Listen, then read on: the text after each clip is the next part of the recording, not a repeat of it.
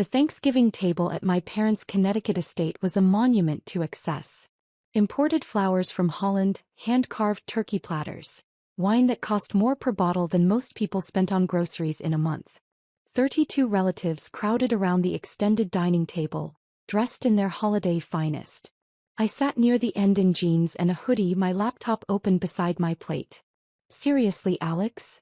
my sister Jennifer said, her voice dripping with disdain.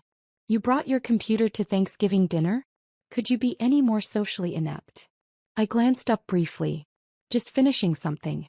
I'll close it in a minute." "You always say that," Jennifer continued, addressing the table like she was making a closing argument. She was a corporate attorney at a prestigious firm, and she never let anyone forget it. "Alex has been just finishing something for the past 15 years. Meanwhile, the rest of us have actual careers." My mother sighed dramatically. "Alex, honey, your sister has a point. You're 29 years old. When are you going to get a real job?" "I have a job," I said mildly, typing a few more lines of code. "Playing with computers in your apartment isn't a job," my father said. He ran a successful commercial real estate company and measured success in office buildings and strip malls. "It's a hobby. An expensive one given how much money you've burned through." Jennifer's husband Brad, an investment banker, nodded sagely. "The tech bubble already burst once, Alex. These little startup dreams rarely pan out. You'd be better off getting an MBA and joining a real company." "Like yours?" I asked, still looking at my screen. "Like any legitimate corporation," Brad said. "Somewhere with structure, hierarchy, benefits. Not whatever it is you do in that apartment all day." My younger brother Marcus chimed in. He was 26 and worked in pharmaceutical sales. "Dude, I'm 3 years younger than you and I already make 6 figures. When's the last time you even got a paycheck?" "It's been a while," I admitted. The table erupted in a mixture of laughter and sympathetic sighs. "This is exactly what I'm talking about," Jennifer said triumphantly. "No paycheck, no benefits, no career progression. Just sitting in a dark room typing code that probably doesn't even work." "It works," I said quietly. "Oh really?" Jennifer challenged. "Then what exactly do you do, Alex? Explain it to us in terms normal people can understand. What is this mysterious project you've been working on?" I closed my laptop and looked at her. "I'm developing artificial intelligence systems." Marcus snorted. "Like Siri? Apple already did that, bro." "Not like Siri," I said. "Then like what?" my father pressed. "What makes your AI different from the 1,000 other kids in hoodies who think they're going to change the world?" I considered how to explain it. "I'm working on adaptive neural networks that can learn and evolve without human intervention. Self-improving AI that can solve complex problems across multiple domains simultaneously." The table stared at me blankly. "See," Jennifer said. "Word salad. Technical gibberish that means nothing. This is what happens when someone spends too much time alone with computers and not enough time in the real world." My Aunt Patricia leaned forward. "Alex, sweetheart, have you considered that maybe technology isn't your calling? There's no shame in admitting something isn't working out. You could go back to school, get a teaching certificate perhaps." "I have a PhD in computer science from MIT," I interrupted gently, "and a master's in applied mathematics from Stanford." "Which you're wasting," my mother said sadly. "You could be working for Google or Microsoft making a real salary, but instead you're in that tiny apartment doing whatever it is you do." "The apartment is fine," I said. "It's a studio in Queens," Jennifer said with disgust. "Brad and I have a 4-bedroom in Tribeca. That's what real success looks like." "Congratulations," I said sincerely. "Don't patronize me," Jennifer snapped. "I worked hard to get where I am. I went to law school, put in the hours, made partner track at 32. Meanwhile, you've been playing with computers for a decade with nothing to show for it." My cousin Ryan spoke up. He was a financial analyst. "How are you even surviving, Alex? Rent, food, expenses. Where's the money coming from?" "I have some savings," I said. "From what?" Ryan pressed. "You haven't had a paying job since that brief stint at IBM, what, 5 years ago?" 6 years ago, I corrected. "I left to focus on my own projects." "Projects that generate no income," Brad said. "Alex, I'm going to be blunt because someone needs to give you a reality check. You're burning through whatever savings you have, probably living on credit cards. delusional about some big tech breakthrough that's never going to happen. Meanwhile, life is passing you by. I'm doing fine, I assured him. You're not doing fine, my father said firmly. You're isolated, broke, and wasting your potential. I've been patient, Alex. We all have. But this needs to end. After the holidays, I'm setting you up with interviews at some real companies. Tech companies, since that's what you insist on. But actual jobs with actual salaries. I appreciate the thought, but I'm not interested, I said. The table exploded. Not interested? My mother's voice went shrill. Alex, you don't have the luxury of not being interested. You're nearly 30 with no job, no prospects, no plan. I have a plan, I said calmly. Playing with computers is not a plan. Jennifer shouted. God, you're so frustrating. Do you know how embarrassing it is when my colleagues ask about my family and I have to explain that my brother is an unemployed tech hermit? You don't have to explain anything, I said. Yes, I do. Jennifer insisted. Because we're family and your failure reflects on all of us. Failure is subjective, I said. Brad laughed harshly. No, it's not. Failure is objective. No job equals failure. No income equals failure. Living in a studio apartment at 29 equals failure. These are facts, Alex, not opinions. My laptop chimed with a notification. I glanced at it and felt my pulse quicken. Oh my God, he's checking his computer again, Marcus said. Dude, we're having a serious conversation about your life. Can the computer wait? Just 1 second, I said, opening the notification. It was from my Chief Operating Officer, Diane Chin. Alex, Forbes embargo breaks in 10 minutes. PR team is standing by. Are you sure you don't want to give them a heads up about your family? I typed back. Let it break naturally. No warnings. Who are you texting? Jennifer demanded. Let me guess. Some other unemployed coder friend who's also delusional about making it big? Something like that, I said, closing the laptop. My grandmother, who'd been quiet until now, spoke up. I think you're all being too hard on Alex. So what if the path is unconventional? Some of the greatest innovations came from people who didn't follow the traditional route. Thank you, Grandma, I said. That being said, she continued, Alex dear, you do need to think about your future. Marriage, children, stability. Those things require a steady income. I'll keep that in mind, I said. My father stood up to carve the turkey, still lecturing. When I was your age, I already owned 3 properties. I had a 5-year plan, a 10-year plan. I knew exactly where I was going and how to get there. You don't seem to have any plan at all. I have a plan, I repeated. Then share it with us, my mother pleaded. Help us understand what you're trying to accomplish. I considered my words carefully. I'm trying to build something that matters. Something that will change how people interact with technology. Something that will still be relevant 50 years from now. Jennifer rolled her eyes. More vague tech bro nonsense. Change the world, revolutionize everything, disrupt industries. I've heard it all before.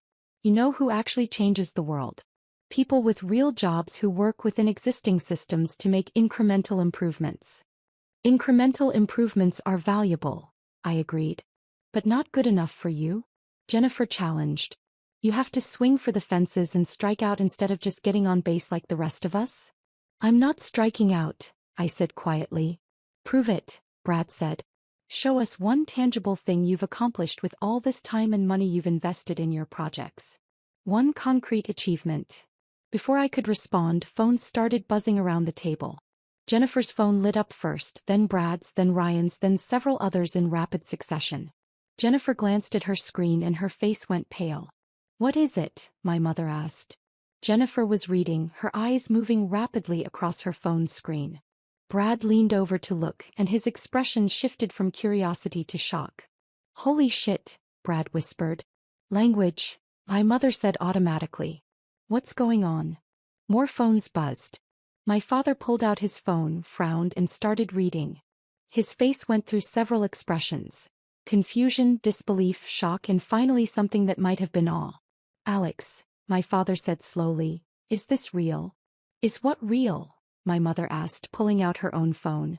Jennifer found her voice. There's a Forbes article. Just published. About. She trailed off, staring at me. About what? My mother demanded, scrolling on her phone. Then she found it. Oh my God.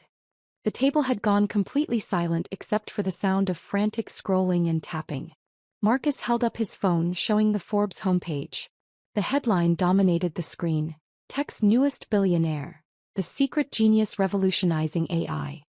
Below it, a photo of me from a rare public appearance at an academic conference 2 years ago. This can't be right, Jennifer said, her voice shaking slightly. This says you're worth $8.7 billion. That's impossible.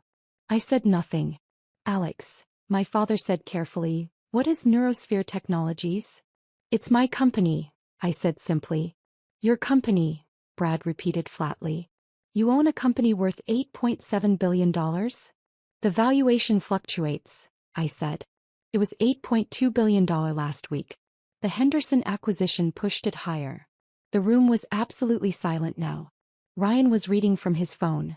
Neurosphere Technologies, founded 6 years ago by Dr. Alexander Chin, has revolutionized artificial intelligence through proprietary adaptive neural networks. The company's AI systems are currently used by 17 of the Fortune 100 companies, 3 major governments, and over 200 research institutions worldwide. 17 Fortune 100 companies? Brad's voice cracked. Which ones? I shrugged. Microsoft, Google, Amazon, Tesla, Johnson & Johnson, Pfizer, Bank of America, Goldman Sachs, ExxonMobil, Walmart, Apple. Should I continue? Jennifer was still reading, her hands trembling. This article says you have 847 employees across 12 countries. It says your AI system predicted the COVID-19 pandemic 3 months before it happened. It says the Pentagon uses your technology for threat assessment. The Pentagon contract is classified, I said. Forbes shouldn't have mentioned that. I'll need to talk to PR about it. My mother set down her phone, her face pale. You've been working on this for 6 years? In that apartment in Queens. I started in the apartment, I confirmed. We outgrew it about 4 years ago. Now we have offices in Manhattan, London, Singapore, and Tel Aviv. We're opening a new facility in Austin next quarter. Marcus was doing math on his phone. If the company is worth $8.7 billion and you own 73% according to this article, that means you personally are worth about $6.35 billion, I finished for him. Plus or minus depending on the day. The turkey sat forgotten, growing cold. I don't understand, my Aunt Patricia said weakly. When did this happen? How did we not know? I've been working on it for 6 years, I said. I mentioned it a few times, but nobody was interested in the details. You mentioned playing with computers, Jennifer said. You didn't mention building a multi-billion-dollar empire. You didn't ask, I pointed out. Brad was reading more of the article. It says here you turned down a $12 billion acquisition offer from Google last year. You rejected $12 billion. The offer was actually $14.2 billion, I corrected. But yes, I turned it down. Neurosphere is worth more than that, and I'm not interested in selling. My father had found another article, this one from TechCrunch. It says you're considered the leading expert in adaptive AI systems. That you've published 47 peer-reviewed papers. That MIT wants you to head their new AI research institute, but you declined. I declined because I'm busy running Neurosphere, I said.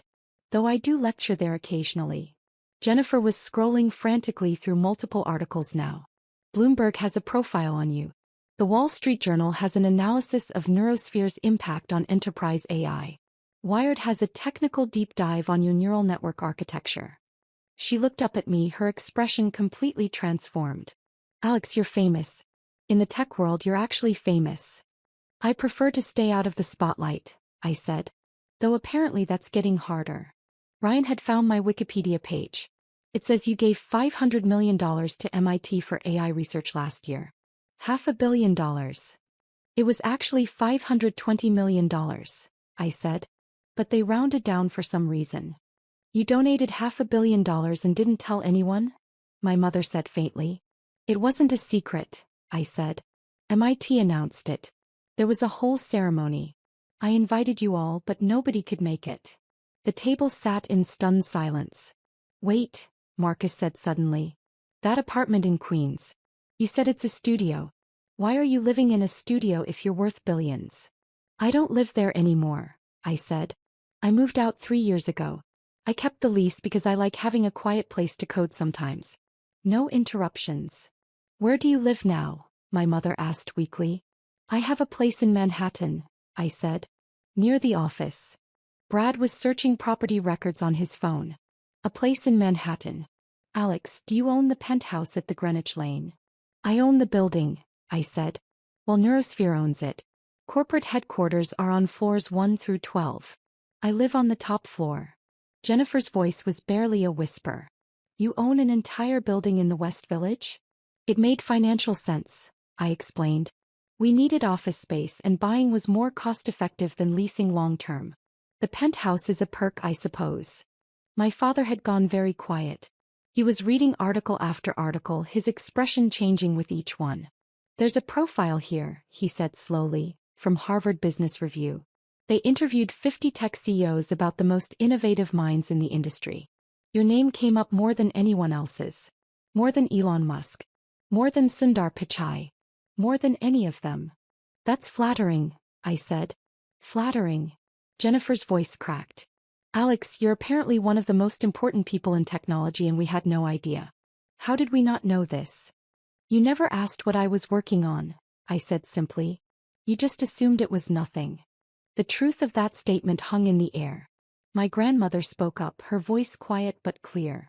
I asked Alex, do you remember? 2 years ago at Christmas. I asked what you were working on. I remember, I said, smiling at her. You actually listened to my explanation. You're the only one who did. You told me you were teaching computers to think, she said. I didn't understand it, but I could see it mattered to you. It did, I said. It does. Brad had moved on to financial analysis. The Forbes article estimates Neurosphere's revenue at $4.3 billion annually. Alex, what's your actual revenue? We don't publicly disclose financials since we're privately held, I said. But that estimate is reasonably accurate. We'll probably hit $4.8 billion this fiscal year. $4.8 billion in revenue, Ryan repeated. What's your profit margin? Around 34%, I said. We reinvest heavily in R&D, which keeps margins lower than they could be. But innovation is more important than short-term profits. Marcus was adding up numbers on his phone. 34% of $4.8 billion is over $1.6 billion in annual profit. You personally make over $1 billion a year. It varies, I said. But yes, roughly. Though most of it gets reinvested into the company or donated to research initiatives.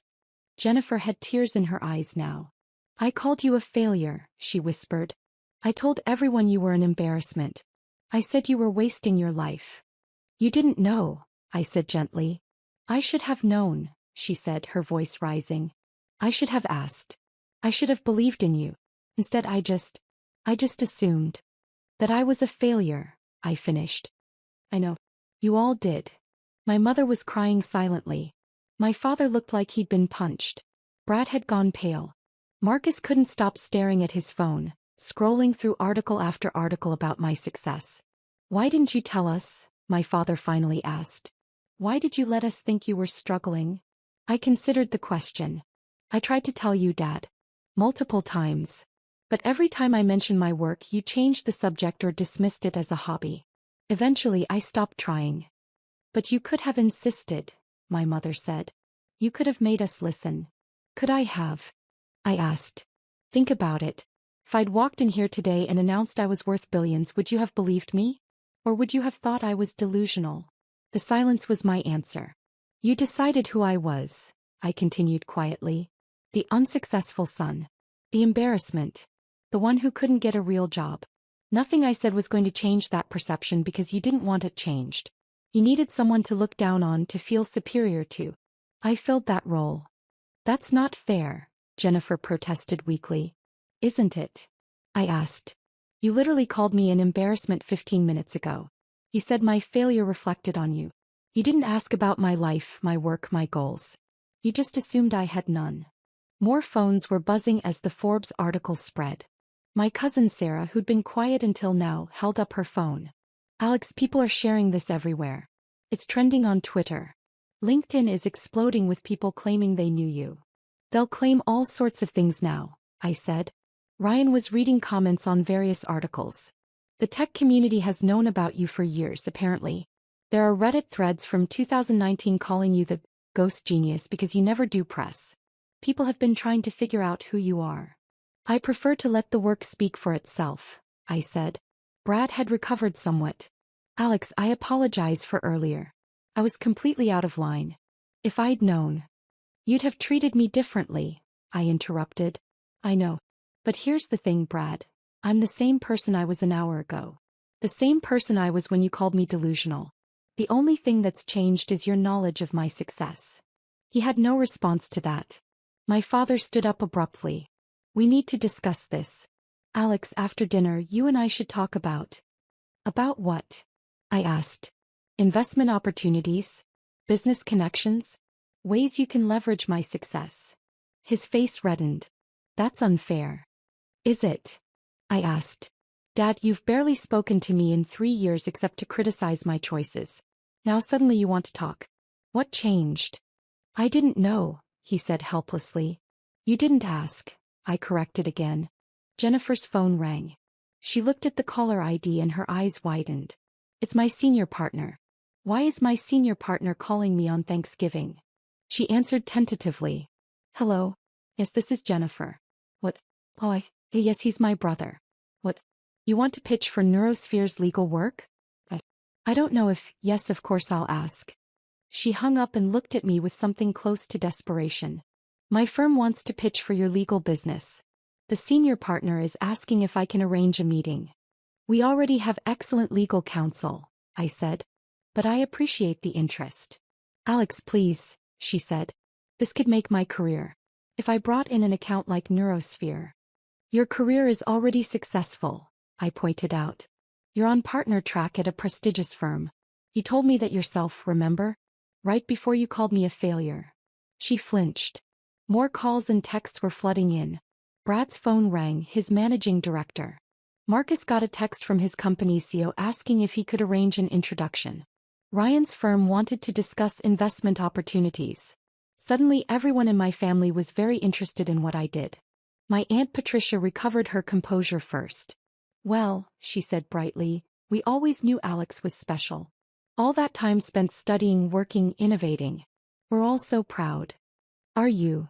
I asked quietly. She faltered. Of course we are. Your family. Family that called me an embarrassment 10 minutes ago, I said. Family that suggested I get a teaching certificate because I obviously wasn't cut out for technology. Family that laughed when I said I was working on something important. The table was silent again. I think, I said, standing up and closing my laptop, that I'm going to leave. Thank you for dinner. Alex, wait, my mother said desperately. We're sorry. We're so sorry. Please don't go. Let's talk about this. What's there to talk about? I asked. You've made your opinion of me very clear over the years. The only thing that's changed is that now you know I'm wealthy. But I'm still the same person I was this morning, Mom. The same person you've been dismissing and criticizing for the past decade. We made mistakes, my father said. We misjudged you. But we're family, Alex. That has to count for something. It could have, I said. If you'd shown me basic respect when you thought I was struggling.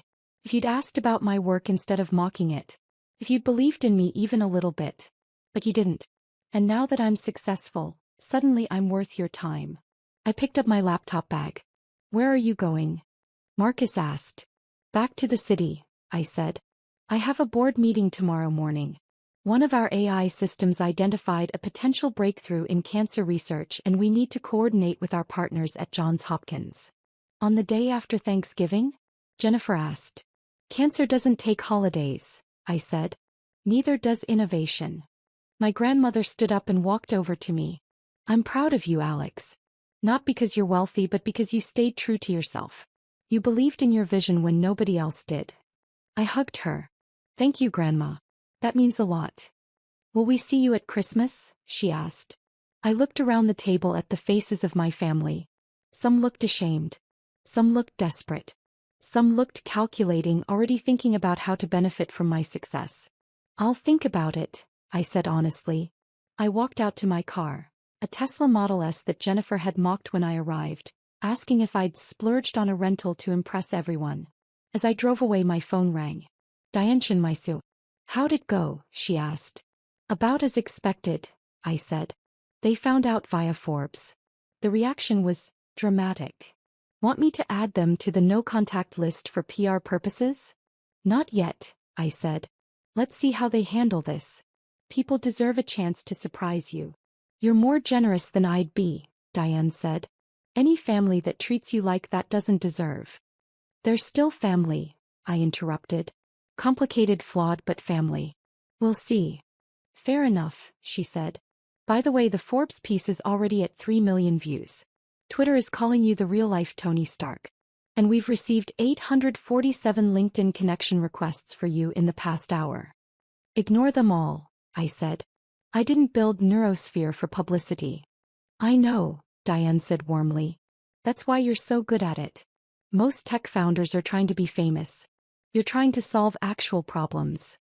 Speaking of which, did the Johns Hopkins team confirm for tomorrow? They did. 9 a.m. at our Manhattan office. They're bringing their entire oncology research division. Perfect, I said. I'll review the AI's findings tonight and prepare a presentation. Alex, Diane said hesitantly, you know you could take a day off, right? You're a billionaire. You could retire tomorrow and live off your wealth forever. And do what? I asked. The work is the point, Diane. The money is just a byproduct. She laughed. That's why you're the boss. See you tomorrow. I hung up and drove back to Manhattan, leaving my family's estate behind. The Forbes article continued to spread. By the time I reached my building, it had been shared over 1 million times.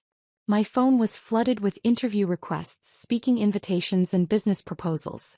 I ignored them all.